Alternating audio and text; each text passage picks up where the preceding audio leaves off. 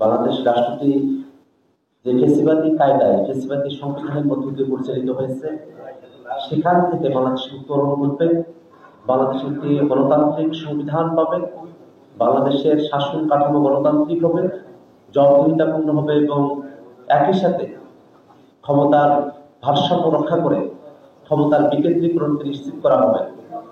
সেই লক্ষ্যগুলোকে মাথায় রেখে আমরা নতুন সংবিধানের কথা মাথায় রেখে, নতুন শাসন কাঠামোর কথা মাথায় রেখে ফেসিবাদী ব্যবস্থার বিলোপের দাবিতে 24 অভ্যুত্থানে আমরা একত্রিত হয়েছিলাম।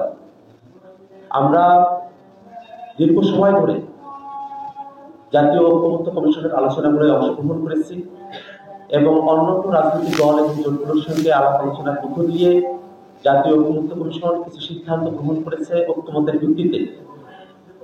প্রথমে আমরা এর নামকরণের দিকে একটু নজর দিতে চাই।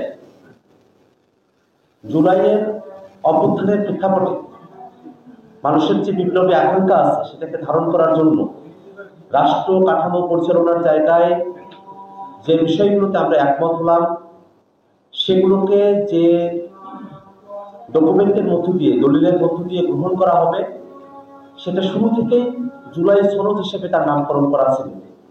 কিন্তু আমরা হঠাৎই খেয়াল করছি যে আমাদেরকে কমিশন যখন খসড়া উপস্থাপন করেছেন, তখন জুলাই সনদকে জুলাই জাতীয় সনদ হিসেবে তারা চিহ্নিত করেছেন।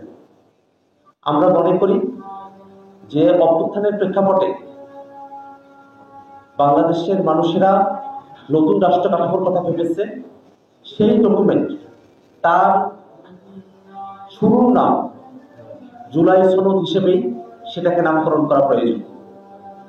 জুলাই জাতীয় সনদ এই কথার মধ্য দিয়ে বাংলাদেশের মানুষের জুলাইয়ের যে আন্দোলন, সেই আন্দোলনের সময়কালে মানুষের অবদানের জায়গাগুলোকে তুলনামূলকভাবে দুর্বলভাবে উপস্থাপনের একটা বিষয়ের সঙ্গে যুক্ত রয়েছে। সবথেকে গুরুত্বপূর্ণ যে বিষয়টি, যে জুলাই সনদের বিষয়গুলো নিয়ে আমরা আলোচনা করেছি, কিন্তু এটা বাস্তবায়ন কিভাবে হবে সে বিষয়টা এখনো পর্যন্ত পরিষ্কার নয়।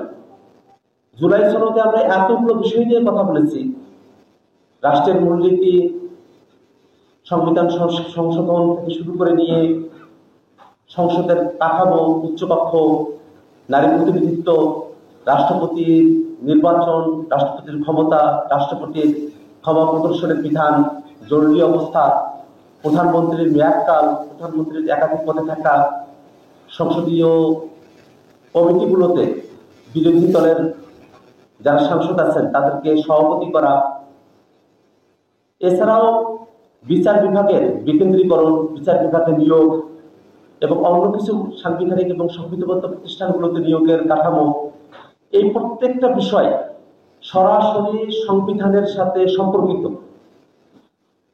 যদি যেভাবে জুলাই সনদের অঙ্গীকারনামার মধ্যে বলা হয়েছে, তাতে করে দেখা যায় যে এই প্রত্যেকটা বিষয়কে পরবর্তী সংসদের হাতে ছেড়ে দেওয়ার একটা প্রবণতা খেয়াল করা যাচ্ছে এবং এর মধ্য দিয়ে আমরা যে সংস্কার প্রস্তাবনাগুলোর ব্যাপারে একমত হয়েছি, সেগুলো আসলে টেকসইভাবে বাস্তবায়ন করা সম্ভবপর হবে না। এই কারণে যেসব বিষয়গুলোতে আমরা একমত হয়েছি এবং কমিশন সিদ্ধান্ত গ্রহণ করেছে, সেগুলোকে টেকসইভাবে বাস্তবায়ন করার জন্যই গণপরিষদ নির্বাচনের মধ্য দিয়ে নতুন সংবিধান প্রণয়ন করার কোনো বিকল্প নেই। আমরা বাংলাদেশের অতীতের উদাহরণগুলোতে যদি দেখি, এবারের ঐক্যমত্য কমিশনে আমরা সিদ্ধান্ত গ্রহণ করেছি যে হাইকোর্টের শাখা বিভাগীয় শহরগুলোতেও স্থানান্তর করা হবে, সেখানেও হাইকোর্টের বেঞ্চ স্থাপন করা হবে।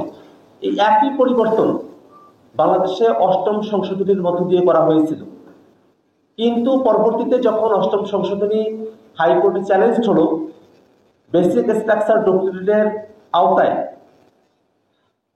হাইকোর্টের শাখাগুলোকে ঢাকা শহরের বাইরে বিভাগীয় বা অন্য কোনো শহরে স্থাপন করাকে ইউনিটারি স্টেটের কনসেপ্টের সঙ্গে সাংঘর্ষিক বলে সেই সিদ্ধান্ত এবং সংবিধানের এই সংশোধনীকে কোর্ট কিন্তু অবৈধ ঘোষণা করেছে। এই শঙ্কার জায়গাগুলো এখনো রয়েছে। আমরা এতগুলো বিষয় নিয়ে আলাপ করেছি, তাতে সংবিধানের ভিতরগত কাঠামো, শাসনতান্ত্রিক কাঠামোতে আমূল পরিবর্তন হবে। সেই পরিবর্তনগুলোকে যদি টেকসই করতে হয়, তাহলে নতুন করে সংবিধান লিখতে হবে।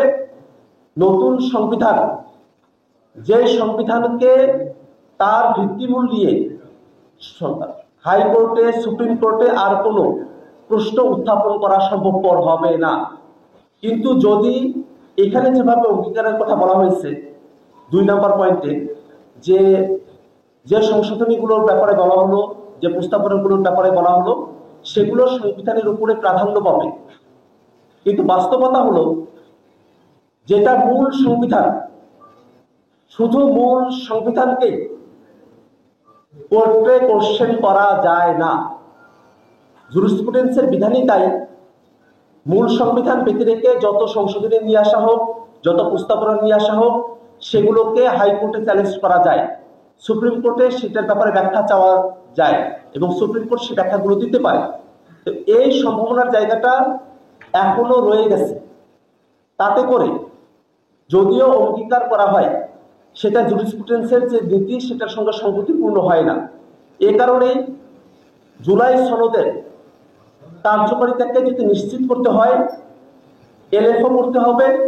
এলএফও করার মধ্য দিয়ে গণপরিষদ নির্বাচনের আয়োজন করতে হবে এবং জুলাই সনদে যে বিষয়গুলোতে আমরা একমত হয়েছি সেগুলোকে গাইডিং প্রিন্সিপাল হিসেবে গ্রহণ করে নতুন সংবিধানে সেগুলোকে যুক্ত করতে হবে। আমরা ঐক্যমত্য কমিশনে যে নীতিগত বিষয়গুলোতে একমত হয়েছি, সেই বিষয়গুলোর টেক্সট কিভাবে রেডি হবে, সেই বিষয়গুলো নিয়ে ঐক্যমত্য কমিশনে আলোচনা হয় নাই। আমরা গণপরিষদ নির্বাচনের মধ্য দিয়ে যারা প্রতিনিধি আসবেন তারা সেই টেক্সটটা রেডি করবেন এবং আমরা দেখি যে যতগুলো জায়গায় আসলে পরিবর্তন করতে হবে, তাতে বর্তমান সংবিধানের 60 থেকে 70 বা তারও বেশি অনুচ্ছেদ, সেগুলোতে পরিবর্তন নিয়ে আসতে হবে। এই এত বৃহৎ পরিবর্তন, সেটা আসলে সংবিধান পুনর্লিখন করারই সমান। যখন আমরা সংবিধানকে আসলে শুরু থেকে শেষ পর্যন্ত নতুন করে লিখতেই আমাদের হচ্ছে, সেখানে নতুন সংবিধানের প্রবর্তন করা, গণপরিষদ নির্বাচনের মধ্য দিয়ে নতুন সংবিধান প্রণয়ন করা, সেখানে অনেকে কেন বাধা দেখেন, সে বিষয়টা আমাদের কাছে এখনো পর্যন্ত ধোঁয়াশার জায়গা তৈরি করেছে। আমরা মনে করি যে বাংলাদেশে জুলাই সনদের অঙ্গীকারগুলো, জুলাই সনদের প্রস্তাবনাগুলো, সেগুলোকে যদি সত্যিকার অর্থে বাস্তবায়ন করতে হয়, সেই অঙ্গীকার যদি রাজনৈতিক দলগুলোর মধ্যে থাকে, জনগণের প্রতি যদি তাদের কমিটমেন্ট সঠিকভাবেই তারা করতে পারেন, তাহলে গণপরিষদ নির্বাচনের মধ্য দিয়ে নতুন সংবিধান প্রণয়ন করাই একমাত্র সমাধান হিসেবে জাতির কাছে উপস্থাপিত হয়। আমরা বাংলাদেশের রাজনৈতিক দলগুলোকে, বাংলাদেশের সুশীল সমাজের ব্যক্তিবর্গ এবং আপামর জনতার কাছে আহ্বান রাখি যে বাংলাদেশ যেন আর কখনোই ফ্যাসিবাদী সংবিধানে ফিরে যেতে না পারে, যাতে হাসিনার রেখে যাওয়া সংবিধান বাংলাদেশে আবার ফ্যাসিবাদের উপাদান নিয়ে ফ্যাসিবাদী শাসন কাঠামো বাংলাদেশে আর ফিরে না আসে। সেই আকাঙ্ক্ষার জায়গা থেকেই 72-এর মুজিববাদী সংবিধান, হাসিনার রেখে যাওয়া সংবিধানের পরিবর্তে নতুন একটি সংবিধানের দাবিতে বাংলাদেশের সকল রাজনৈতিক দলকে একমত হওয়ার আহ্বান রাখছি। বাংলাদেশের জনগণকে নতুন সংবিধানের জন্য গণপরিষদ নির্বাচনের যে দাবি জনপরিষদ উত্থাপিত হয়েছে, সেটা যেন অন্তর্বর্তীকালীন সরকার এলএফও করার মধ্য দিয়ে নতুন কাঠামোর মধ্য দিয়ে নির্বাচন আয়োজন করেন। এই জুলাই সনদের ভিত্তিতে সেই নির্বাচন আয়োজিত হবে, সেই দাবি আমরা সরকারের কাছে রাখতে চাই।